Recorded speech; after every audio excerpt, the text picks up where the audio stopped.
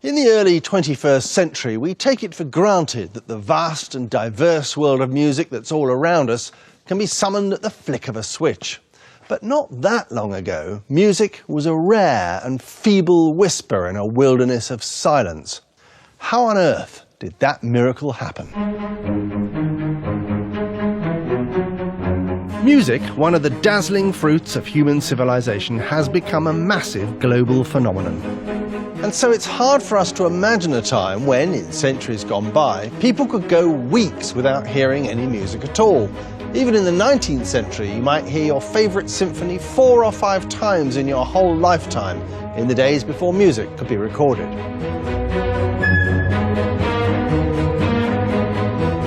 The story of music, successive waves of discoveries, breakthroughs and inventions, is an ongoing process.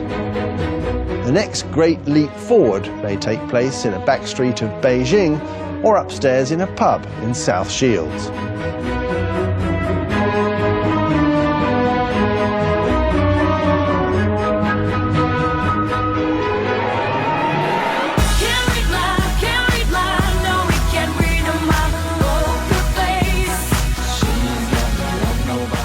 Whatever music you're into, Monteverdi or Mantovani, Mozart or Motown, Masho or mashup, the techniques it relies on didn't happen by accident. Someone somewhere thought of them first.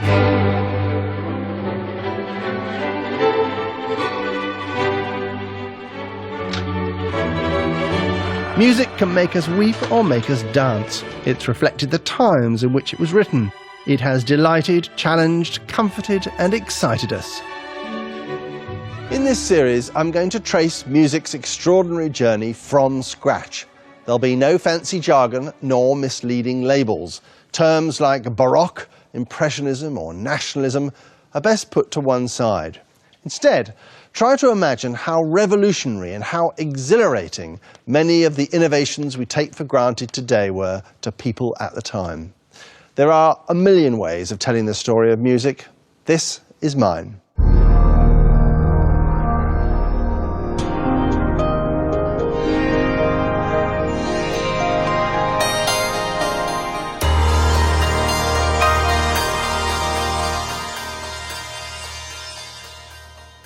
You may think that music is a luxury, a plug-in to make human life more enjoyable.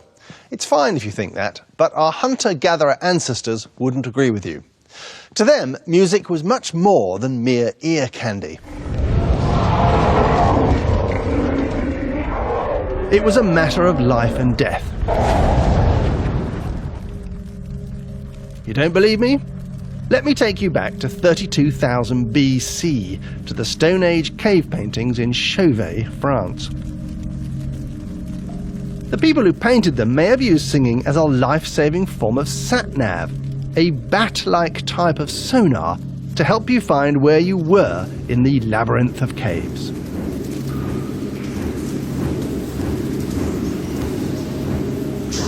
In 2008, acoustic scientists made the extraordinary discovery that the Chauvet paintings, which lie within huge, inaccessible, pitch-black networks of tunnels, are located at the points of greatest resonance in the networks, so that singing would carry throughout the whole subterranean system from these special points, echoing and ricocheting.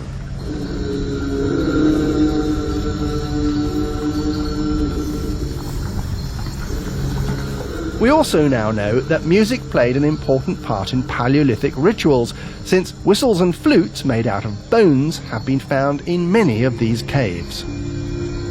From these dusty artefacts would one day grow Duke Ellington's horn section and the massed ranks of the Dagenham Girl Pipers.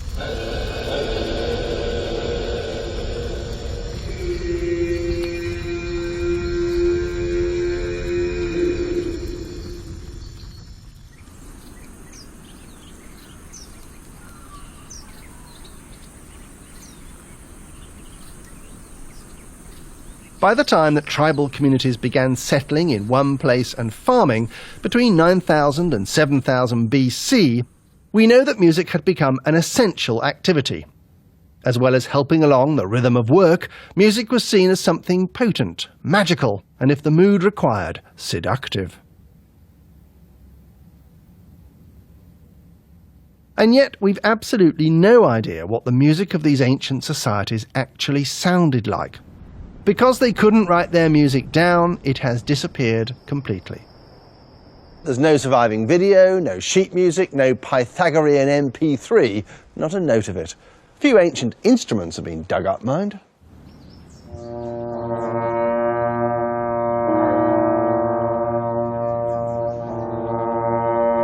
These ones are called lures. A set of 6 lures were excavated in a field in Denmark in 1797, now known as the Brudervelter lures. They were perfectly preserved in a peat bog for 2,500 years and are still playable today. These two are replicas. Lures are so famous in Denmark, they've even had a butter named after them. These lures may look a tad unwieldy, but in terms of technology, they're a long way from being some hollowed-out piece of fruit or a drum knocked up from a clay pot. What they tell us is this. It's a grave error to describe what musicians were up to in 800 BC as primitive. Making these elaborate brass instruments could only have been the handiwork of culturally sophisticated people. Remember, these lures were made and played nearly 1,000 years before the building of Hadrian's Wall. We don't know what the Bronze Age Scandinavians played on their lures, but it was probably meant to be scary.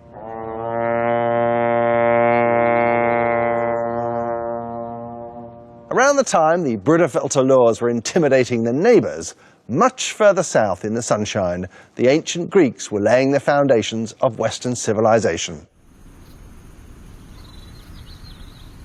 The Greeks believed music to be both a science and an art and took it extremely seriously. It's worth noting what their 7 compulsory subjects in school were: grammar, rhetoric, logic, arithmetic, geometry, astronomy and music. What they loved best about music were talent contests. No, really. Everyone knows that the ancient Greeks invented the Olympic Games. For the Greeks, though, it wasn't just nude running, wrestling and throwing the javelin that was important. They were mad about singing competitions. Yes, the X Factor is a 3,000-year-old format. The Epsilon Factor, one might say, or Sparta's Got Talent. Contestants would appear before a live audience and a panel of judges. The winners were awarded cash prizes. This is the beginning of music as a profession. The Greeks also invented European drama and the musical. It's thought that the comic dramas of Aristophanes, for example, were mostly sung. I wish I could sing you a number from a Greek musical drama at this point. Thank You for the Moussaka, or Greece is the Word, perhaps. But I can't. The tunes are all lost to us, even if we know what the words mean.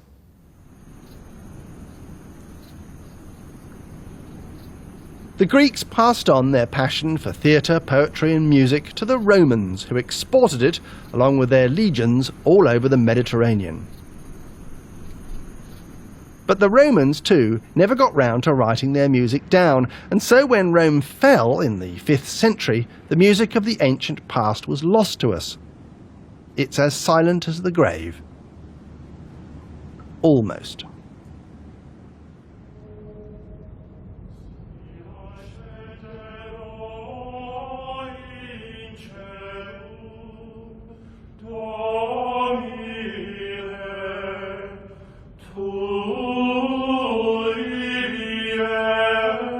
Our one remaining link to the music of the late Roman world is Christian plain chant, which dates from at least the 3rd century AD. The singing of chant has always been central to Christian worship. It was a sung version of the Latin words of the Psalms and of the Eucharist or Mass. It's by default often been described as Gregorian chant after Pope Gregory the Great, who was Pope at the end of the 6th century. It's beautiful, ancient and mysterious. What it is not, we now know, is anything to do with Pope Gregory. This is one of the worst branding mistakes in cultural history. It would be like discovering the Wellington boot had nothing to do with the Duke, or that the Earl of Sandwich had nothing to do with the BLT.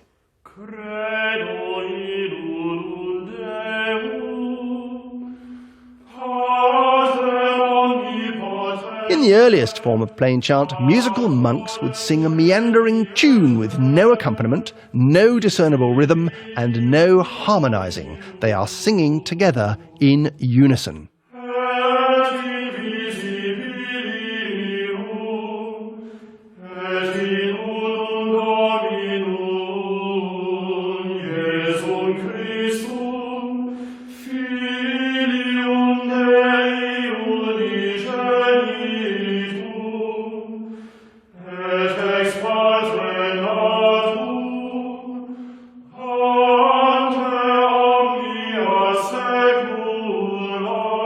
Plain chant stayed the same for centuries. But then, sometime before the 8th century, someone somewhere had the bright idea of adding some young lads to the choir.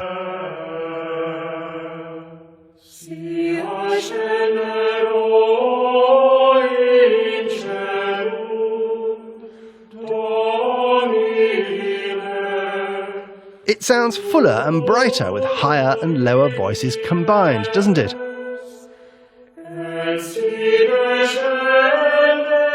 The boys sang an octave higher than the men. It's called an octave because in church music at the time there were only 8 notes to choose from. On the white notes of a modern keyboard, the 2 lines of voices are 8 notes apart. Having men and boys sing an octave apart prompted a further thought. What if we had 2 notes together that weren't octaves, but completely different notes taken from the choice of 8? What if they added this note, for example?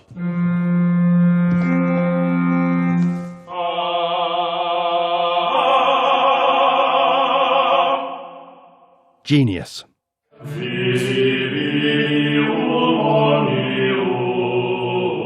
They didn't go too far, mind. The new line wasn't independent, but stayed exactly in parallel to the original.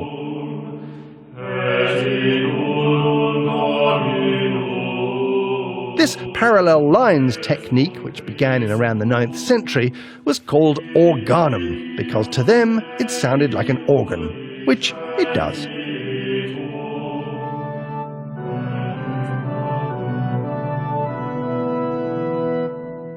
What we're hearing is the first experiment in what we'd call harmony, the simultaneous sounding of more than one note.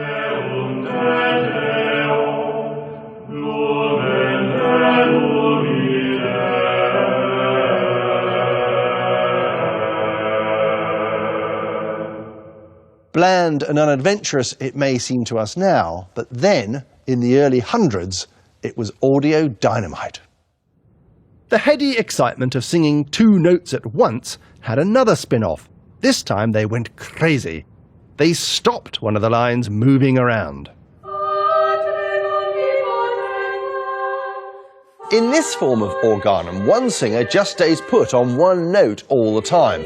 I say singer, but this technique is so boring to perform, they also used to play it on instruments instead. An organ perhaps, or now almost forgotten instruments like the psaltery, the hurdy-gurdy or the symphony. I'm not making this up. They really did have an instrument that played just one continuous note. They even had a name for the long-held note. It's a drone.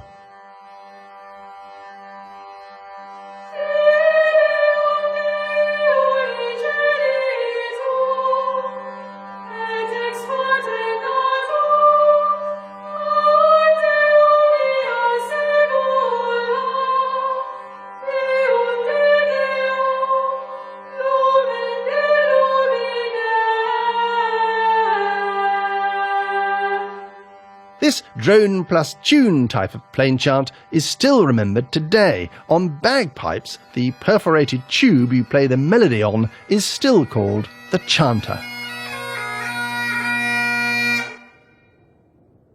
By the 9th century, the most adventurous musicians had started to mix the 2 available styles together: parallel organum and drone organum.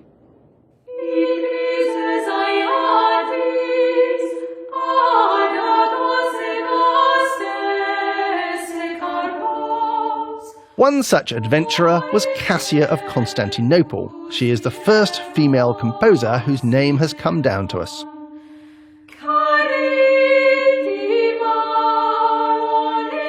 What makes her music intriguing is its unusual mix of simple but unpredictable harmonies.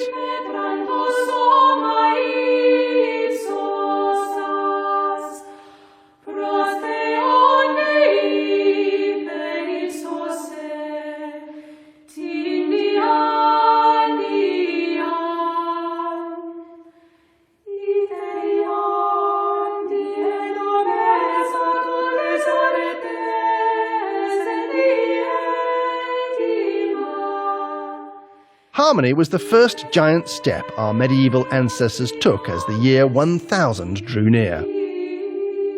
The other was to alter the course of music history dramatically. It was the invention of musical notation. When a monk or nun sang plain chant in the centuries before about 800 AD, what they had in front of them was the text in Latin of what they were singing. Just the text. They had to memorize the melody. All this.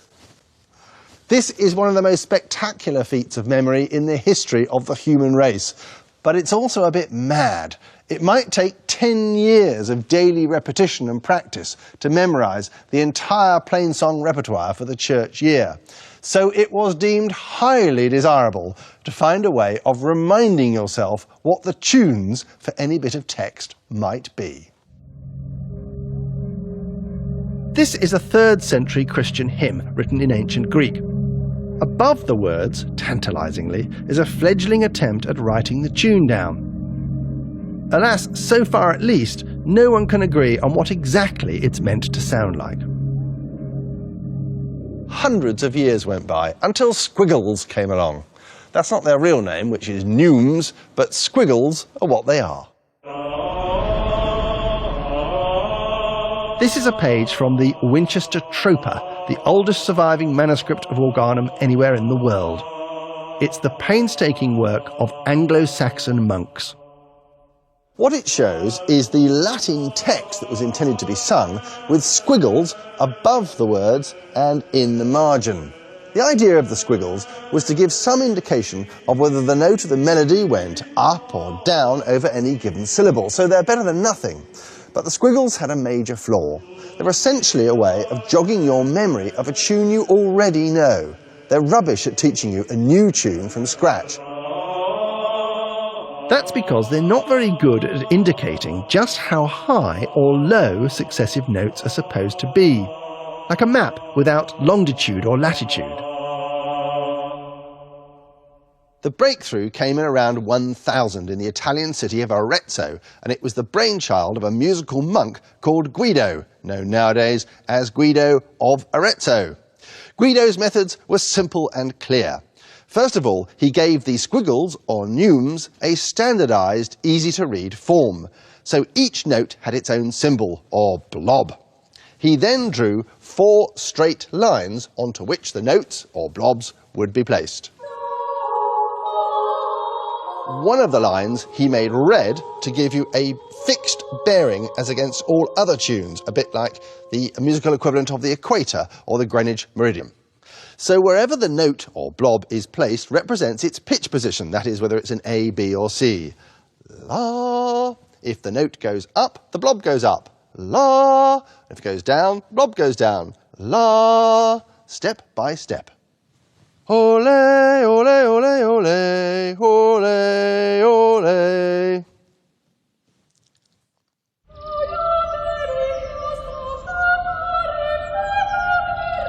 Before Guido, you'd think up a tune and then teach it to everyone you know and hope they pass it on without mucking it up. After Guido, music could be fixed on a page and could be reproduced by someone who'd never heard the tune before. Guido's method has been refined over the years by indicating the duration of notes, for example, but it's essentially the same system we still use to notate music today. Monk from Arezzo. The ability to formulate musical ideas on a page enabled a musical approach that was far more ambitious than anything that had preceded it. A story that has to be remembered and spoken out loud is necessarily less complex than a novel, which can be written down and unfolded over a much greater length of time. So it was with the invention of musical notation. Now you could have multiple lines of music. Dazzling new possibilities for harmony began to suggest themselves. What was needed to realise this potential was for a musician to go a bit mad, and in his creative madness open up the harmony idea to 1,000 new possibilities, which, helpfully, is what a bloke from Paris did in the 12th century.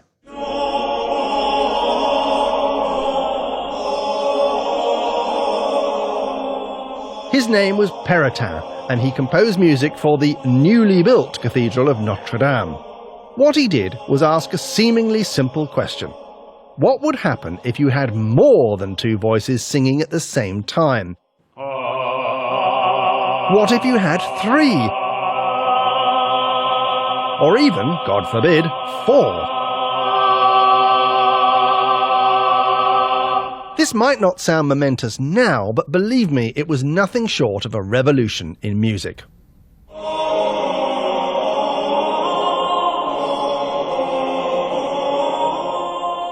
Pérotin strikes us even today as an irrepressibly adventurous creative force, a firecracker of a composer who conceived and wrote down the most complex simultaneous note clusters ever yet heard. A cluster of simultaneous notes is called a chord. Here are some of Pérotin's chords.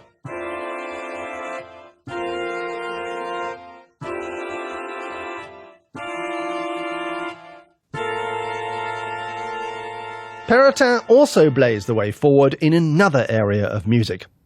He may not have been the first composer to bring rhythm into church music, but he's the first one to find a way of notating rhythm, using a system whereby shorter notes are bracketed together with a horizontal bar, what he called a ligature. He was particularly fond of one rhythmic pattern, a pattern that you can easily remember because it's the rhythm of the theme tune to the Archers. Dum-de-dum-de-dum-de-dum, dum-de-dum-de-dum-dum. Pérotin made that pattern his own, as you can hear in his hymn composed for Christmas Day 1198, Viderunt Omnes.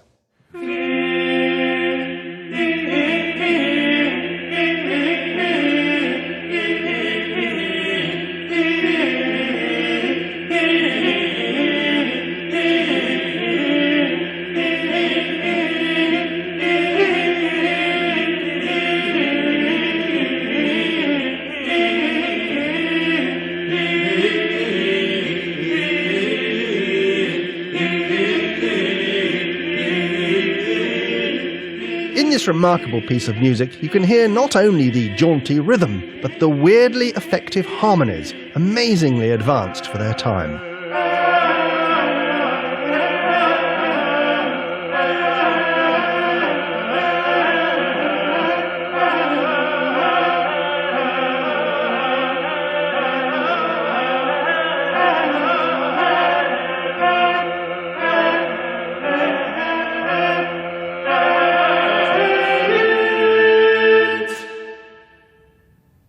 It's important to remember that before Pérotin's time, most people would rarely have heard any music at all, unless they heard it in church. But around the 12th century, secular music began to step out into the limelight. The pathfinders were the Bob Dylans of the day, the trouvères or troubadours, travelling singer-songwriters who usually accompanied themselves on the early instruments available. At the peak of the troubadour craze, several hundred of them plied their trade across Europe. Where did this troubadour phenomenon, with its songs of noble, elegant love, originate from? The answer may surprise you. It came from Al-Andalus, Muslim Spain. Deus poderos, Señor, si a vos. In the music of the troubadours, you can still hear traces of the Arabic originals. Meu compagn, si ads fizels aiuda, que non lo vi pos la noche fovencuda. Muslim Spain also provided Christian Europe with more sophisticated musical instruments that were to become central to secular music. The rabab, a precursor to the violin. The al-oud, which became the lute and later the guitar. And the qanun, an early type of zither. And instruments weren't the only important thing that European composers inherited from the culture of Islam. The other was a flair for rhythm.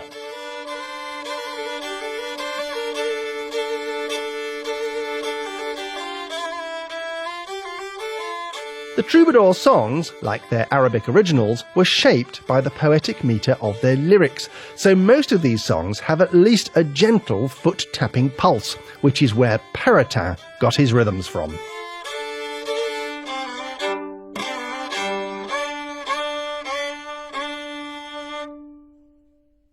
By the end of the 14th century, nearly all music's vital components have been discovered. Notation, both melodic and rhythmic, the layering of voices on top of each other, and a basic selection of instruments to complement the human voice. One final piece of the jigsaw still needed to click into position.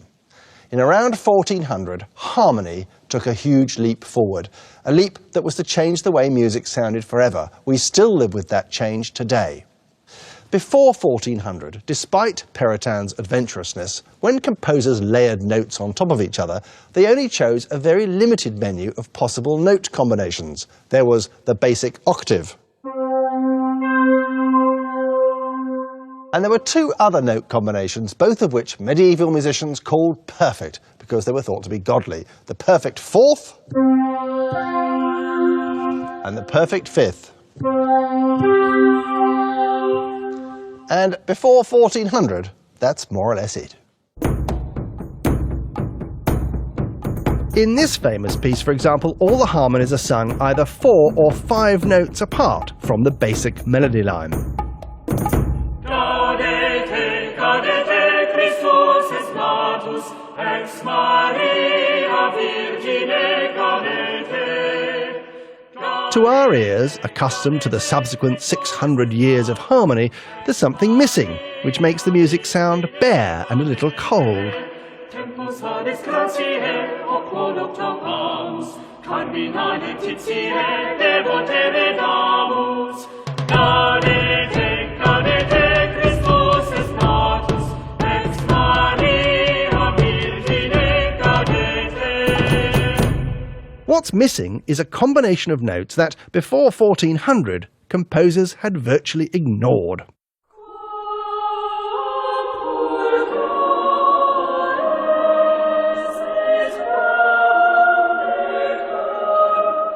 The man who did use this note combination set things up for what was to be a giant leap for harmony. He was an English composer called John Dunstable. Dunstable introduced the mighty but imperfect third. Why is the third imperfect? If you count just 3 notes up from your starting point C, you arrive at E. Why isn't this third a perfect distance? The reason is that the third, unlike the fourth and the fifth, has 2 different versions, what we'd call now a major version and a minor version. It is Mr. Ambiguous.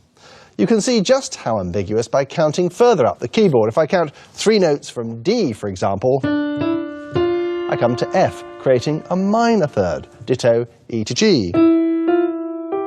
But F to A, like C to E, is a major third. The fact that the third can be either major or minor, depending on where you start counting from, might sound like only a slight technical difference, but it's not. The pivot between the major third and the minor third is the pivot upon which all Western music balances.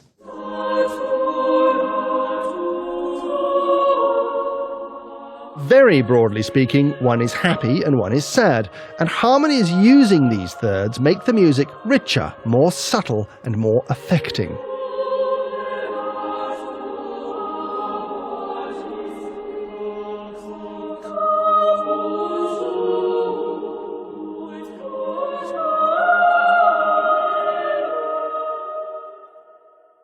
But allowing the leans both ways third into music had one other big byproduct. Let's start with C again. We'll count up 3 steps and find ourselves at E, a major third. Then if we carry on up another 3 steps to G, we have created a minor third. But what happens if we play all of these 3 notes together? All these three notes played together are called a triad, and triads are the bread and butter of all Western music.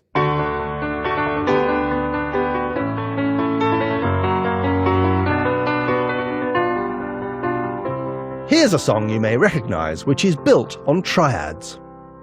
Morning has broken like the first morning. Blackbird has spoken like the first bird. Praise for the singing, praise for the morning. 15th century musicians discovered that triads had an important effect on each other when they were mixed together. It's to do with the constituent notes of the chords. The C major triad, for example, contains two of the same notes as the E minor triad and is therefore closely related to it. Similarly, the E minor triad shares two of its notes with the G major triad, and they are closely related. Mixing together chords that are closely related to each other creates a mood of harmonious smoothness, like melding adjacent colours in the spectrum. Triads have another great benefit. They can also create the sense of home in a piece of music. Let me demonstrate with a famous spiritual song from a few hundred years later, Amazing Grace. In the first phrase of the song, we start on one chord under the words Amazing Grace. Amazing Grace. Then we shift to another one on the word sweet. How sweet. Then home again to where we started. The sound. That safe landing back to the chord we think of as home is called a cadence or ending. Amazing grace, how sweet the sound. Everything feels right about that little journey of chords. We felt good returning to where we started at the end of the phrase. In the second phrase, we go on another short chord journey. That saved a wretch like me. And we have another little cadence by moving to a new chord on the word me. Again, this journey feels logical and satisfying. We're being led from one place to another. I once was lost, but now I'm found. Was blind, but now I see. You can quite clearly hear that there's nothing haphazard about the choice of chords under the tune. It's meant to be. What's at work here is a logic in the chords. They're obeying strict laws like the laws of gravity or the orbit of planets, whereby some chords exert more power and influence than others. Discovering the power of triads was like discovering a chemical reaction. Composers immediately sensed that something massive and transformative had happened. From now on, the basic chord, the triad 1-3-5, was king.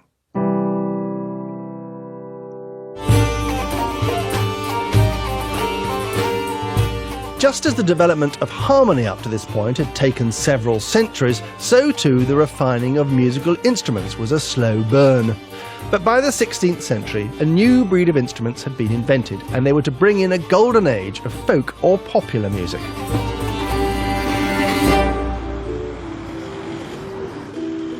In Tudor England, if you went to the barber's shop for a haircut or some form of crude walk-in surgery, while you were waiting, you could pull down one of these off the wall and have a sing-song.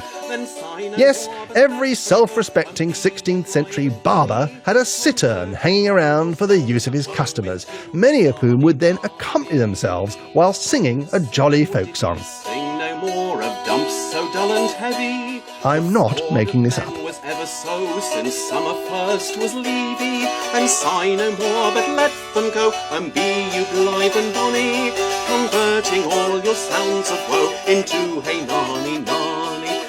New instruments were changing the texture of music. Along with the cittern came the lute. Put in sea and Related to the lute was the stringed instrument known as the viol, and by the 1560s the viol's young offspring, the violin, had been developed in Italy. The 16th century also saw rapid advancements in keyboard technology, so at home, if you had a few bob, you might have a virginal. But for sheer technological complexity, no instrument of the 16th century comes near to the organ. Go and be you blithe and bonny, converting all your sounds of woe into hey nonny nonny, and sigh no more but let them go and be you blithe and bonny, converting all your sounds of woe into hey nonny nonny. Hand in hand with this expansion of purely instrumental music was a wealth of popular song. Often, the exact same tunes were used for both church music and secular music, with different words, of course.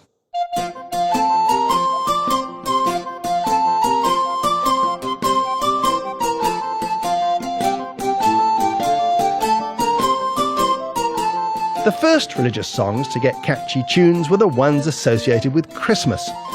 Some of the early carols were derived from jaunty folk dances.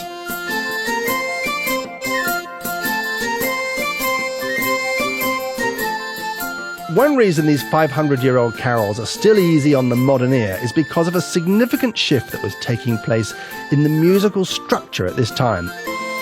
It's to do with the positioning of the melody.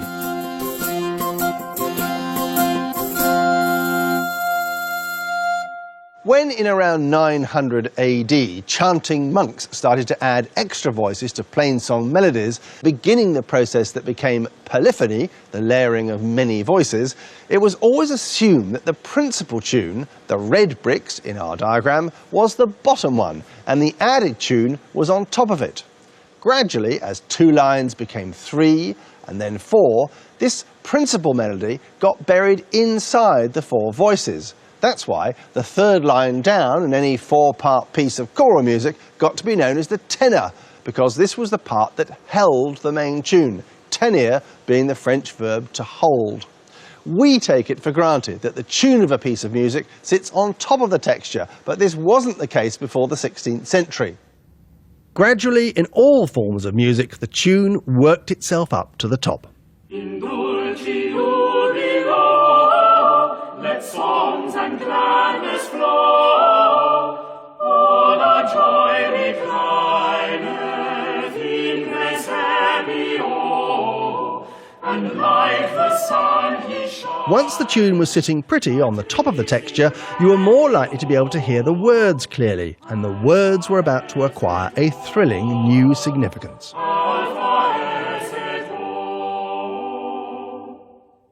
In 1450, in the German city of Mainz, one of the most important technological breakthroughs of our civilization was invented: Johannes Gutenberg's movable type printing press.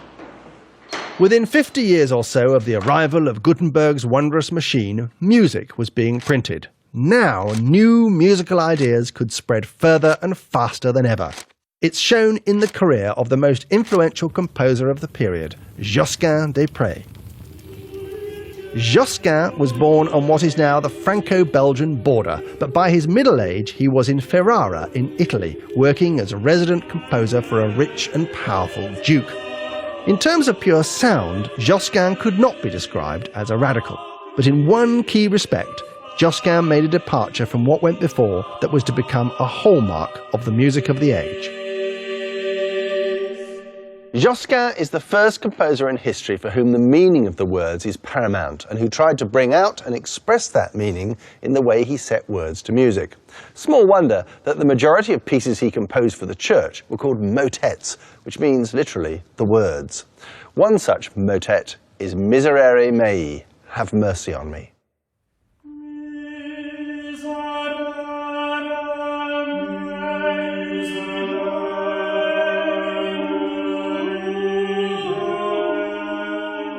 Miserere Mei was composed in 1503. Josquin's employer, the Duke of Ferrara, was a friend of the most notorious preacher of the age, the Dominican friar Savonarola, a firebrand who constantly attacked the excesses of the Catholic Church. He was eventually arrested, and in prison he wrote a prayer asking God's forgiveness for falsely confessing to crimes under the agony of torture. The text of this prayer, essentially proclaiming his innocence, spread rapidly across Europe. So Josquin's task was to make this highly political statement completely clear. How he did so was new. Quite simply, Josquin made sure that the words were always clearly audible. And that was revolutionary because up to then, believe it or not, the words in a piece of music were anything but audible. For centuries, song lyrics had been the poor relation. In folk music, audiences were as likely dancing, drinking themselves into oblivion, or having their hair cut as listening to the words. And in church, texts had been sung in Latin. What's more, they'd been sung in a way that made it virtually impossible to understand. This is a technique called melisma, whereby long stretches of melody are attached to just one syllable of text.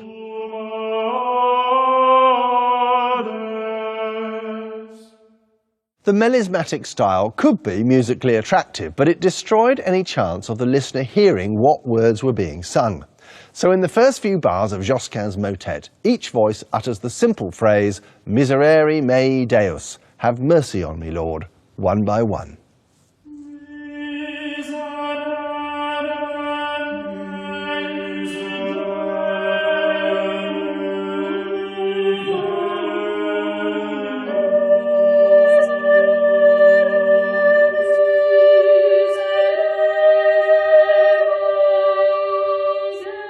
Josquin repeats those words, Miserere mei Deus, throughout the piece like a mantra.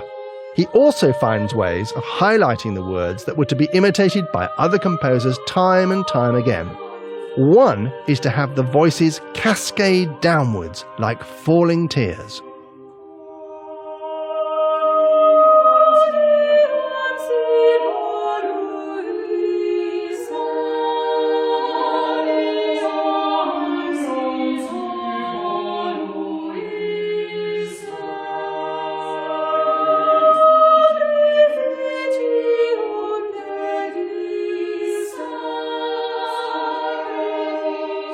Another is to stop all activity and have the voices sing together identical syllables of block chords.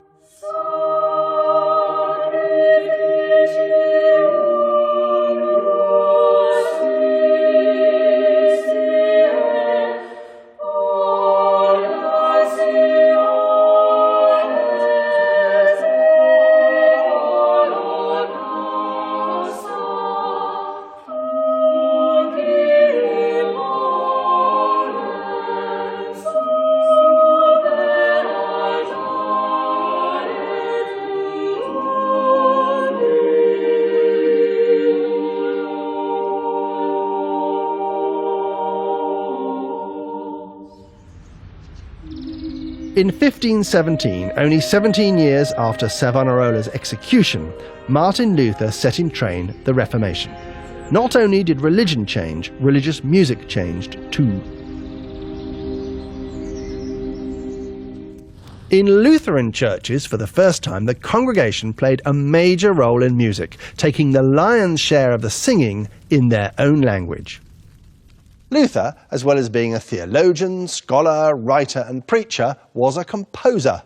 He fervently believed music should belong to everyone, not just priests and trained choirs. He wanted the congregations in his churches to be able to join in hymn singing with confidence and enthusiasm, and this meant having easy-to-pick-up tunes to sing. Luther accordingly collected lots of popular folk songs of the time and gave them holy words. He also caused loads of new tunes to be written for the purpose. This is one Luther himself wrote, Eine feste Burg ist unser Gott, a mighty fortress is our God. Ein feste Burg ist unser Gott, ein guter Wirt und Waffen. What's immediately noticeable about this chorale, or Protestant hymn, is that as it moves along, the words progress syllable by syllable, note by note, with a clear tune on top of the sound. This is what hymns were to sound like for the next 500 years. Groß Macht und viel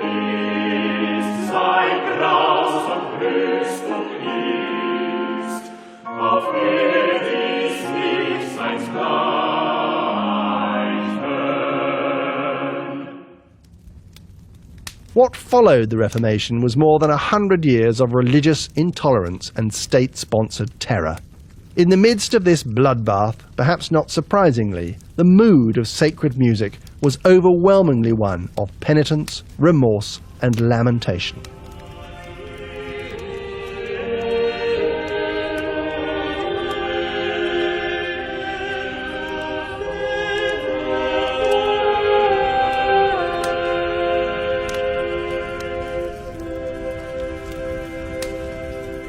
But the dark cloud of agony and sorrow wasn't going to last forever.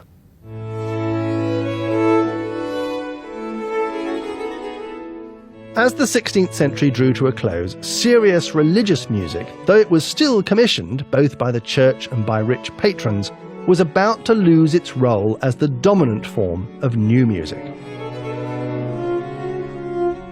In the 1570s and 80s, a new wave of secular music swept up like a warm summer wind from Italy into the rest of Europe.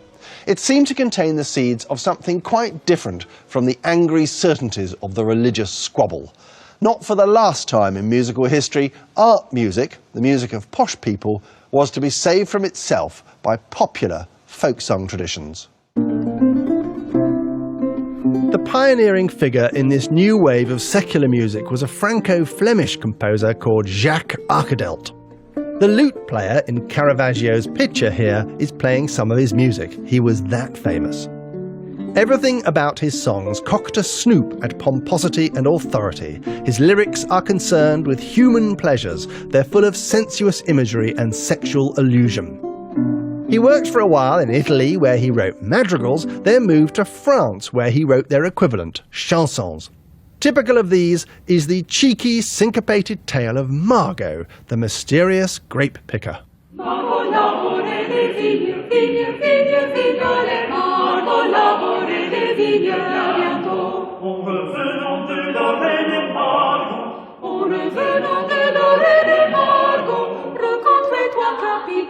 Vigne, vigne, vignole, Marco lavore le vigne bianco, Marco lavore le vigne, vigne, vigne, vignole, Marco lavore le vigne bianco. Flow my tears fall from your springs. The success of Arcadelt's songs inspired many other composers, one of whom was a close contemporary of Shakespeare, John Dowland, who by 1600 had become the most celebrated singer-songwriter in Europe. Its blackbird, her sad infamy sings. Let me live for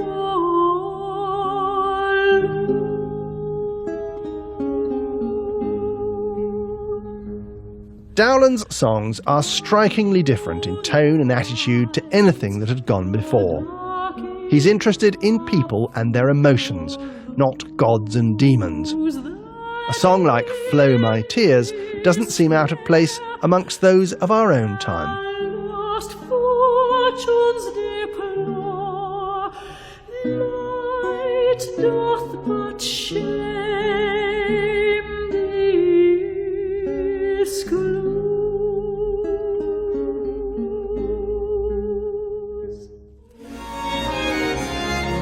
Music by 1600 had become a rich mix of sacred and secular, instrumental and vocal, but almost anything you would hear at that time was on a relatively small scale.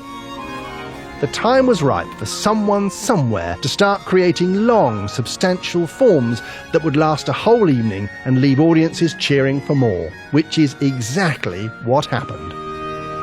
Opera was born. The man of the moment, one of the 10 most influential composers of all time, was Claudio Monteverdi. In his hands, opera went from zero to hero.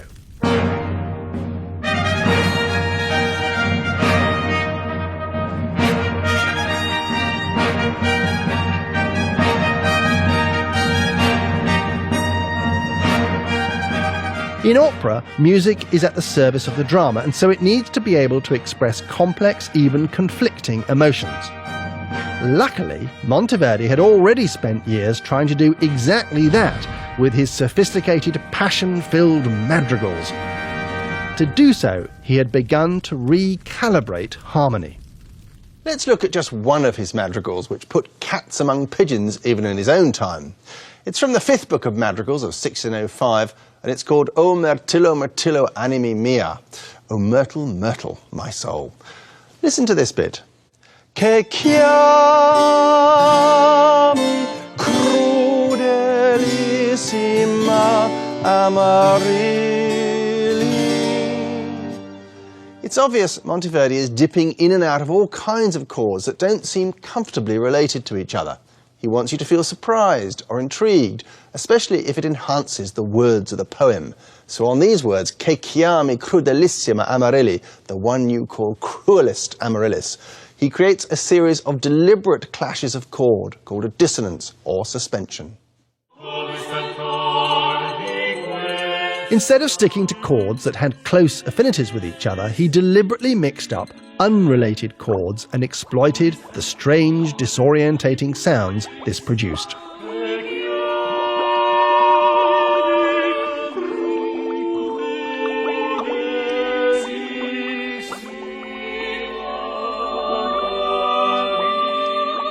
It was music that could manipulate our emotions that Monteverdi brought into opera.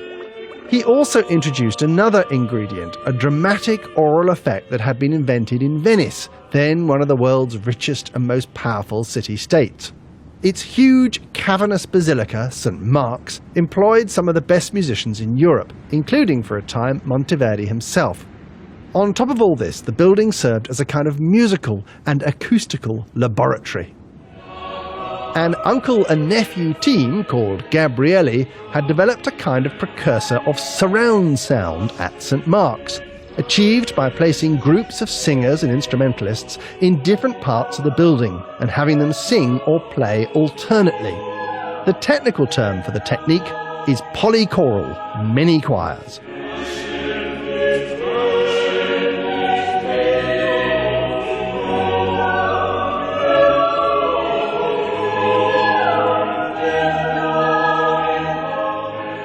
Monteverdi knew and admired this polychoral style and thought it would work alongside his intimate, emotionally charged madrigal style when he came to writing opera.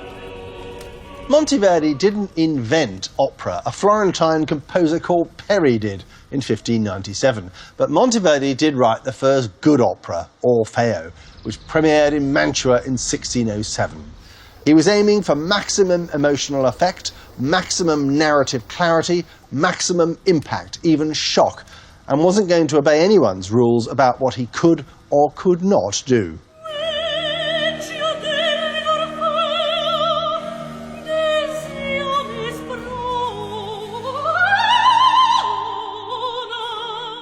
What's more, Monteverdi invented a new combination of instruments never before gathered together. He borrowed old and new styles. He used choral music. He told the stories through characters directly expressing themselves to the audience. Almost everything about Orfeo was then a novelty. It was loud, it was long, and it was modern. And let's not forget how liberating it all must have been, because as musical techniques have been developing century by century, so too had the ability to express more complex, subtle and unexpected emotions along the way. Monteverdi was using music plus.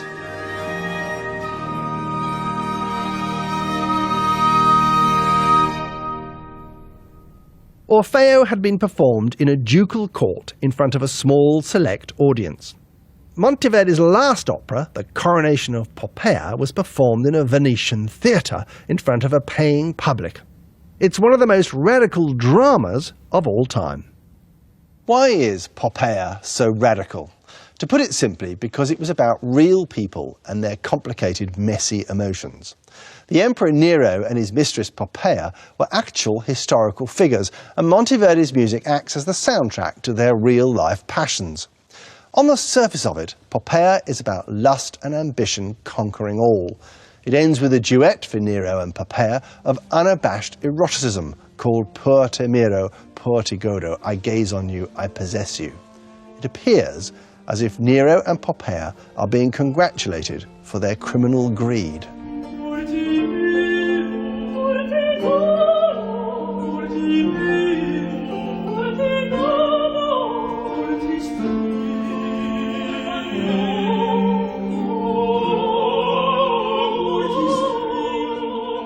The passion that oozes out of this duet, I adore you, I embrace you, I desire you, I enchain you, is so frank and sensual, it almost turns its audience, remember they're in the room too, into voyeurs, awkwardly witnessing the private interchange of two weirdly uninhibited strangers.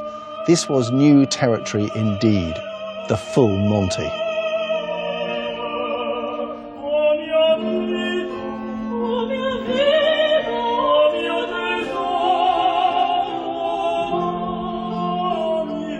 The most daring part of this climax is what it meant to Monteverdi's fellow Venetians. They knew what happened next in real life, that is, after the fall of the curtain. Nero killed his new empress Poppaea and their unborn child, and then himself, and his regime collapsed in flames. Monteverdi's audience would have seen the opera's ending for what it was, a savage attack on Venice's arch-rival state, Rome.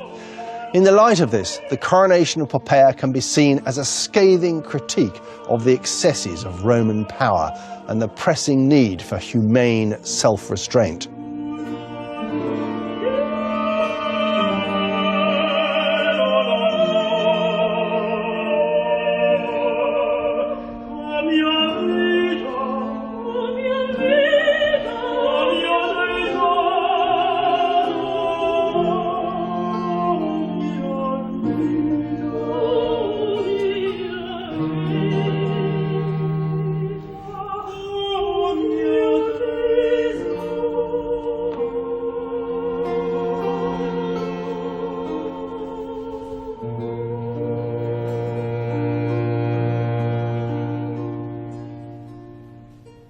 Monteverdi paved the way for an explosion of musical energy.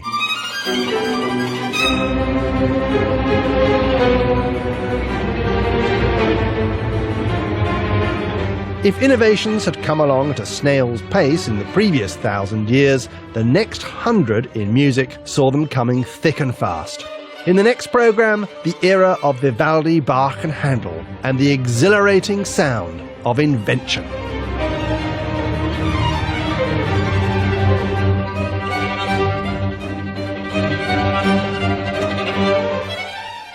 And you can see and hear that next Saturday at 9:30. Next, one of the catchiest TV theme tunes as composed by a certain Howard Goodall. Stay with BBC Two for QI XL.